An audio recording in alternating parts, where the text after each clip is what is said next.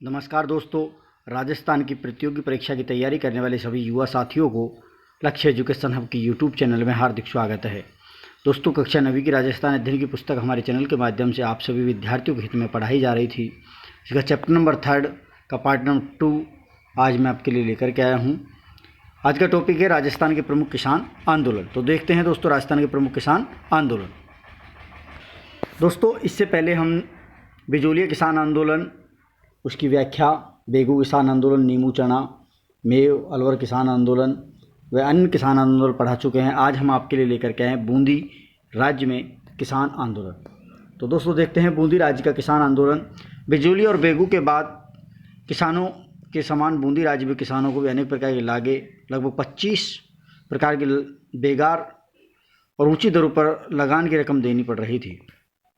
बिजोलिया और बेगू किसानों के आंदोलन से वे अत्यधिक प्रभावित हुए। परिणामतः अप्रैल 1922 ईस्वी में बिजोलिया की सीमा से जुड़े बूंदी राज्य के बरड़ क्षेत्र पर बूंदी के किसान आंदोलन को बरड़ का किसान आंदोलन बोला जाता है, क्योंकि यहाँ बरड़ क्षेत्र में हुआ था। ये बूंदी में बूंदी प्रशासन के विरुद्ध आंदोलन आरंभ कर दिया और इस आंदोलन का नेतृत्व राजस्थान सेवा संघ के कर्मठ कार्यकर्ता पंडित नैनूराम शर्मा के नेतृत्व में किया गया था। बूंदी राज्य ने इन किसानों पर अत्याचार प्रारंभ कर दिया और राजस्थान सेवा संघ के माध्यम से बूंदी राज्य में चल रहे दमन चक्र की सर्वत्र निंदा की गई। 2 अप्रैल 1923 को डाबी गांव में किसानों की एक सभा हुई और सभा में एकत्रित किसानों की भीड़ पर पुलिस ने निष्ठुरता से लाठी प्रहार किया और गोलियां चलवाई, जिसके परिणाम स्वरूप नानक भील और देवीलाल गुजर शहीद हुए और बूंदी राज्य की इस घटना की सर्वथा निंदा की गई है।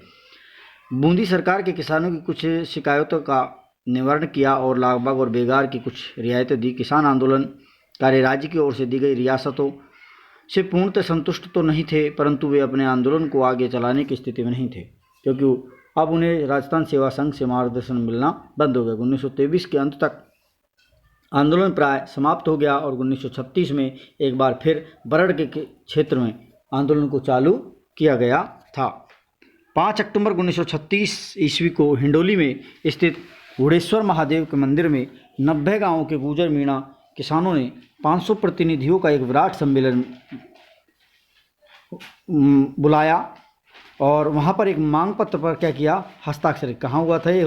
हिंडोली में गुढ़ेश्वर महादेव के मंदिर में एक सभा का आयोजन किया गया था और उसे सरकार को प्रेरित किया। सरकार ने उनकी मांगों का ध्यान नहीं दिया और किसानों ने राज्य के विरुद्ध आंदोलन छेड़ दिया, जो लंबे समय तक चलता रहा। अंततः सरकार ने चराई करों में कुछ छूट दी और युद्ध ऋण की वसूली में शक्ति का प्रयोग बंद कर दिया। आंदोलन के समय जिन लोगों को गिरफ्तार किया गया उन्हें छोड़ दिया गया और यह आंदोलन समाप्त हो गया। इसके बाद अगला किसान आंदोलन होता है जयपुर राज्य में किसान आंदोलन। ये भी इम्पोर्टेंट है, ध्यान रखना दोस्तों, ये पूछा जाता है। राजस्थान के अन्य राज्यों के किसान की भांति जयपुर राज्य के किसानों की स्थिति भी बड़ी दयनीय थी। वे अपने शासकों के आतंक, अत्याचार और शोषण से उत्पीड़ित थे। जयपुर रियासत में किसान आंदोलन का मूल केंद्र राज्य के पश्चिम भाग में शेखावाटी, तोरावाटी, सांबर, सीकर और खेतरी ठिकाने थे। किसान आंदोलन का श्री गणेश सीकर ठिकाने से हुआ।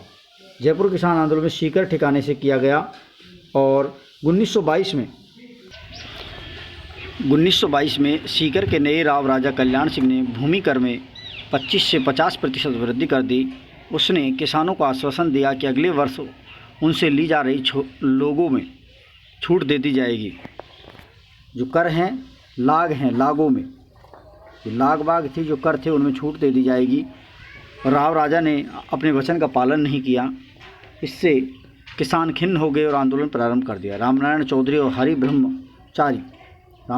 हरि ब्रह्मचारी ने सीकर आने से किसान आंदोलन को प्रोत्साहन मिला और सीकर आंदोलन की गूंज केंद्रीय असेंबली या ब्रिटेन के हाउस ऑफ कॉमन्स में उठी। पूछा जाता है किस किसान आंदोलन की गूंज ब्रिटेन हाउस ऑफ कॉमन्स में गूंज उठी थी, तो सीकर किसान आंदोलन की। ब्रिटिश सरकार ने राव राजा को सलाह दी कि वे अपने ठिकाने में नियमित रूप से भूमि बंदोबस्त की व्यवस्था करें। राव राजा ने ठिकाने में भूमि बंदोबस्त करवाने के पूर्व भूमि का सर्वेक्षण करवाया, जिसमें छोटी जरीब का उपयोग किया गया। सीकर के राव राजा ने इजाफा के नाम से बीघा भूमि पर 2 आना भूमि कर लिया था। इजाफा नाम का एक कर लिया 2 आने का, जो 1 बीघा भूमि पर लिया जाता था। जरीब की लंबाई के मामले को लेकर भूमि कर में भी की गई वृद्धि के कारण किसानों में पुनः असंतोष बढ़ने लगा।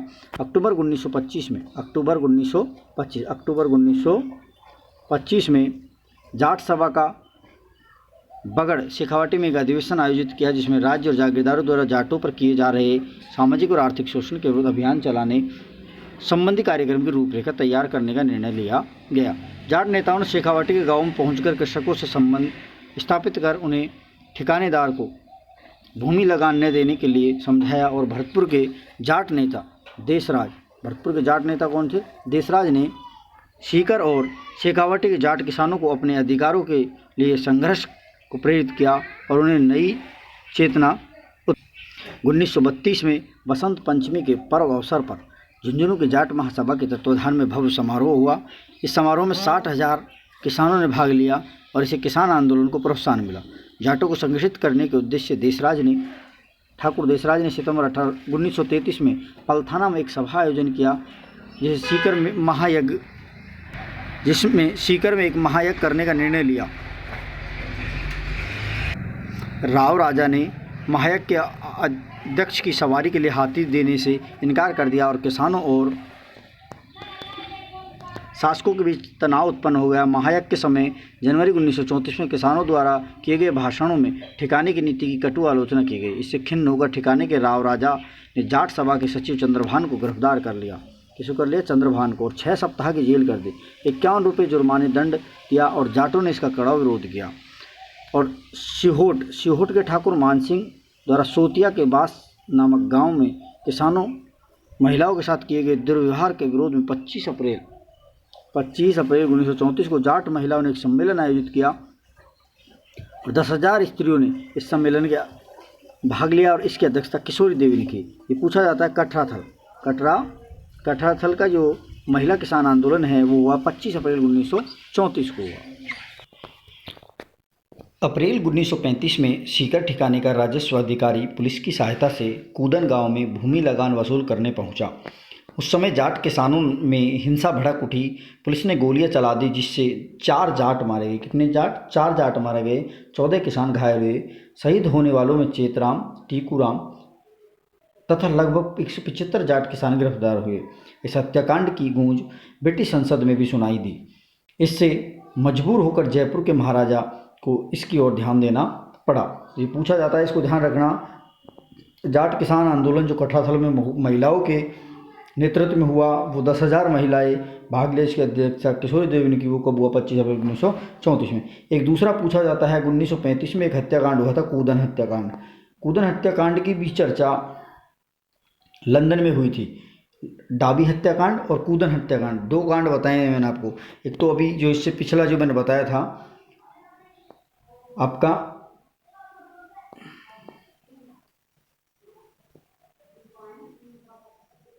ये डाबी हत्याकांड की, और साथ में उस दोनों हत्याकांडों की जो चर्चा है वो कहाँ की गई है? ब्रिटिश ऑफ कॉमन्स में की गई है। आतंकवादी साधन अपनाने के बावजूद जाट आंदोलन को कुचला नहीं जा सका। अंततः सीकर ठिकाने को नियमित भूमि सर्वेक्षण बंदोबस्त कार्य का आरंभ करना पड़ा। किसानों की कतिपय मांगों को स्वीकार करना पड़ा। इस आंदोलन के लिए किसानों को संगठित होने के लिए प्रेरणा देने वाली महिला धापी दादी थी, और वही इस आंदोलन का नेतृत्व करने वाले प्रमुख किसान नेता हरलाल सिंह खर्रा और नेतराम सिंह, पृथ्वी सिंह गोठड़ा, पन्ने सिंह बाटड़ानाऊ, हर सिंह पलथाना, गौरू सिंह कटराथल, ईश्वर सिंह भैरूपुरा, लेखराम कसवाली।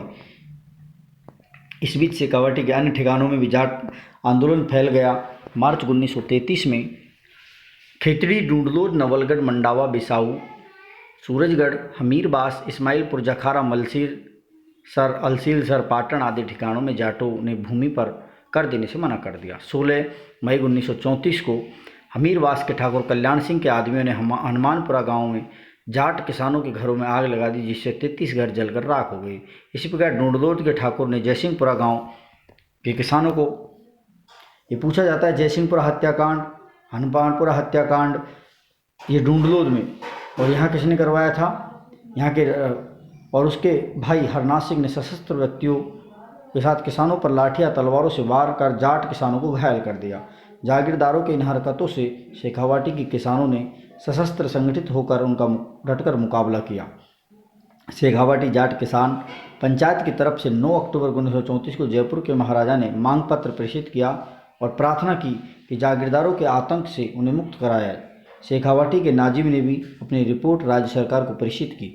नाजिम ने किसानों की शिकायतों की पुष्टि की और उनके समाधान के लिए सुझाव दिया। परिणामतः 1936 ईस्वी में ठिकाने में भूमि सर्वेक्षण और भूमि बंदोबस्त की प्रक्रिया प्रारंभ की गई, जिससे शेखावाटी व सीकर क्षेत्र में कुछ शांति हुई। सीकर व शेखावाटी के दीर्घकालीन किसान संघर्ष का अंत मार्च 1947 ईस्वी में जयपुर में हीरालाल शास्त्री के नेतृत्व में लोकप्रिय सरकार गठन हो जाने के साथ हुआ। राजस्व मंत्री टीकाराम पालीवाल ने गैर खालसा क्षेत्र में भूमि बंदोबस्त करवाने की व्यवस्था की गई थी। अब आता है मारवाड़ किसान आंदोलन। कौन सा किसान आंदोलन है दोस्तों? मारवाड़। जयपुर राज्य के शेखावाटी के जाट आंदोलन का प्रभाव मारवाड़ राज्य के डीडवाना और सांभर परगनों और शेखावाटी में लगे क्षेत्र के जाटों पर भी पड़ा। मई 1938 में मारवाड़ लोक राज्य परिषद की स्थापना हुई और मारवाड़ी लोक परिषद ने किसानों की मांगों का जोरदार समर्थन भी किया, सरकार की कटु आलोचना की। जागीरदारों ने किसान आंदोलन के लिए लोक परिषद के नेताओं को उत्तरदायी ठहराया, इसलिए उन्होंने परिषद के कार्यकर्ताओं के प्रति कड़ाई और पार्श्विक दृष्टिकोण अपनाया।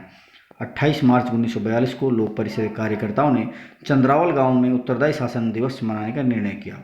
चंद्रावल के ठाकुर ने मारवाड़ लोक परिषद के कार्यकर्ताओं को ऐसा करने के लिए रोकने हेतु अपने आदमी भेजे, जिन्होंने परिषद के कार्यकर्ताओं पर लाठी व तेज धारदार वाले हथियारों से प्रहार किया। 25 व्यक्तियों को गहरी चोटें आई। सोजत के मीठालाल, विजय शंकर, कांटलिया के मार्केंडेश्वर, हरिराम, चंद्रावल के रामसुख और चांदमल भयंकर रूप से घायल हो गए। 13 मार्च 1947 को डाबड़ा, ये डीडवाना परगना है, गांव की किसान सभा और लोक परिषद ने किसान सम्मेलन बुलाया और लोक परिषद के नेता मथुरा दास माथुर, द्वारकादास पुरोहित, राधा कृष्ण बोहरा, किशन लाल सहाय, नरसिंह कछुआ, बंशीधर पुरोहित, हरिश्चंद्र चौधरी, CR चौपान सिनीवाला आदि भाग लेने डाबड़ा पहुंचे और वे स्थानीय नेता मोतीलाल चौधरी के निवास स्थान पर ठहरे। जागीरदारों ने पहले ही किसान सम्मेलन को न होने के लिए तैयारी कर ली। जैसे ही लोक परिषद कार्यकर्ता और नेता वहां पहुंचे, उन्होंने मोतीलाल घर पर लाठी और तेज धार वाले हथियारों से धावा बोल दिया। नेताओं की नृशंसता पूर्वक पिटाई की। मोतीलाल की माता के पैर काट दिए गए और उसके पिता और भाई को मार दिया गया। उसकी पत्नी के मुख को विरूप कर दिया गया। गांव के चारों तरफ आतंक का वातावरण बन गया। डाबड़ा कांड की सर्वथा निंदा की गई है। पूछा जाता है डाबड़ा हत्याकांड कब हुआ, तो 13 मार्च 1947 को डाबड़ा हत्याकांड हुआ था। इसके बाद आता है बीकानेर किसान आंदोलन। बीकानेर किसान आंदोलन इंपॉर्टेंट है दोस्तों। सभी विद्यार्थियों से निवेदन है कि इस वीडियो को शुरू से अंत तक देखें और अपने दोस्तों को ज़्यादा से ज़्यादा शेयर करें, जिससे इस वीडियो का लाभ उनको मिल सके। क्योंकि जो मैं पढ़ा रहा हूँ वो आपको 100% सत्य रहेगा, क्योंकि ऑथेंटिक बुक है राजस्थान माध्यमिक शिक्षा बोर्ड की, जिसमें से मैं आपको किसान आंदोलन वाला टॉपिक पढ़ा रहा हूँ। बीकानेर राज्य के 2917 गांव थे, जिनमें से 1393 गांव जागीरी क्षेत्र में स्थित है। सीमा से जुड़े सीकर क्षेत्र के शेखावाटी के जाट आंदोलन का बीकानेर राज्य के जाट किसानों पर व्यापक रूप से प्रभाव पड़ा।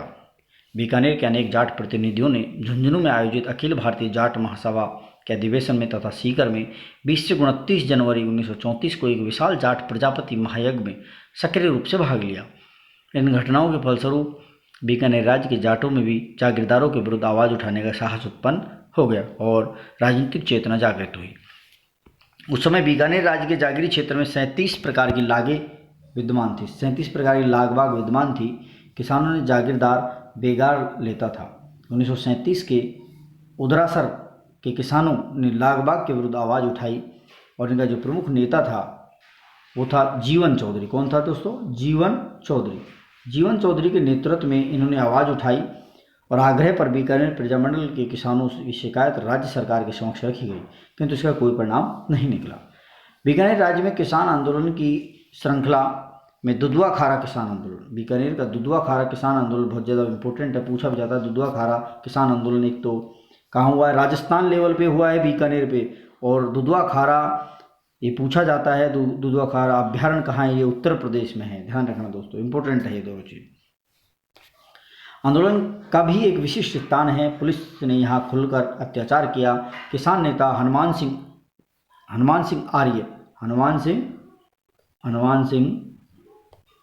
आर्य ने ठाकुर द्वारा किए गए अत्याचारों के विरुद्ध आवाज़ उठाई, और वह पहले भादरा में महाराजा शार्दुल सिंह से मिले और बाद में अनेक साथियों के साथ महाराजा से मिलने माउंट आबू पहुंचा। महाराजा ने कोई संतोषजनक उत्तर नहीं दिया। जब वह आबू से लौट रहा था तो रतनगढ़ में उसे पुलिस ने गिरफ्तार कर लिया। जून 1945 की बात। हनुमान सिंह पर देशद्रोह का मुकदमा चलाया और 5 वर्ष कारावास दिया। जेल में भूख हड़ताल की स्वास्थ्य खराब होने पर 10 अगस्त 1945 को हनुमान सिंह को जेल से मुक्त कर दिया। महाराजा ने उसे शांत करने के लिए 100 मुरबा जमीन गंगानगर क्षेत्र में देने का प्रलोभन भी दिया, परंतु उसने यह स्वीकार नहीं किया। जेल से मुक्त होकर भी वे लगातार संघर्ष करते रहे। 2 बार और जेल की यात्रा की। अंततः गत्वा बीकानेर राज्य में लोकप्रिय सरकार की स्थापना की, तब उन्हें जेल से मुक्त किया।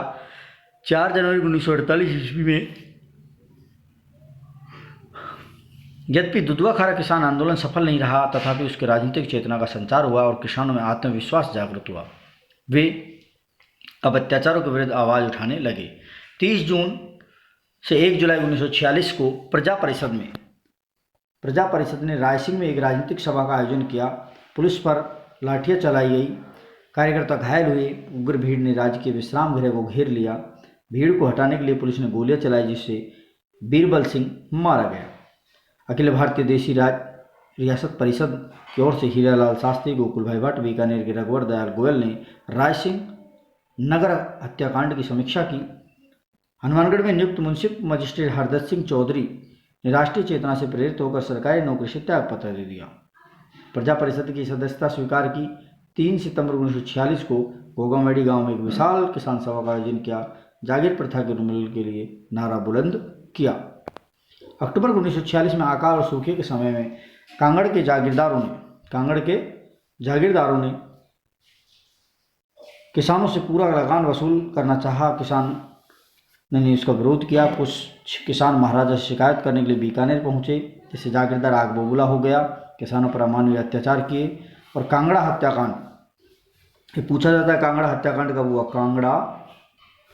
कांगड़ा हत्याकांड तो ये अक्टूबर 1946 में हुआ। कब हुआ? अक्टूबर 1946 में हुआ कांगड़ा हत्याकांड। बीकानेर किसानों के प्रमुख हस्ताक्षरों में कुंभाराम आर्य, कौन थे? कुंभाराम आर्य इसके प्रमुख प्रणेता माने जाते हैं। उन्होंने लागबाग बेगारों को न देने का बिगुल बजाया। वे बीकानेर प्रजा परिषद से जुड़े रहे और उन्होंने किसान यूनियन क्यों पुस्तक लिखी। किसान यूनियन इंपॉर्टेंट है, किसान यूनियन क्यों। ये पुस्तक किसकी है दोस्तों? तो ये पुस्तक है कुंभाराम आर्य की। सामंती व्यवस्था के विरोध और किसानों के हित में उनका सर्वत्र संघर्ष स्वतंत्रता के उपरांत भी जारी रहा। तो दोस्तों ये थे आज के कुछ महत्वपूर्ण जो किसान आंदोलन जो मैं आपके लिए लेकर के आया हूँ। दोस्तों यहाँ प्रत्येक लाइन में प्रत्येक एग्जाम की पॉइंट ऑफ व्यू से क्वेश्चन बनता है, क्योंकि यहाँ प्रत्येक, जैसे कांगड़ा किसान आंदोलन बताया मैंने, डाबी किसान आंदोलन बताया आपको मैंने इससे पहले रायसिंह नगर हत्याकांड बताया था 1946 में हुआ है। आपसे पूछे दुधवा खारा किसान आंदोलन कब हुआ, तो ये भी साथ में आपसे पूछ लिया जाएगा कि डाबी हत्याकांड हो गया।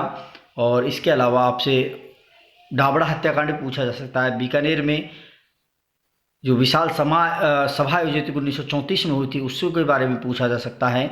और साथ में अन्य और भी मैंने आपको यहाँ फैक्ट बताए हैं। इन सभी फैक्टों को आप शुरू से अंत तक ज़रूर देखें, क्योंकि दोस्तों आप इस वीडियो को शुरू से अंत तक नहीं देखोगे तो आप इसका लाभ नहीं ले पाओगे।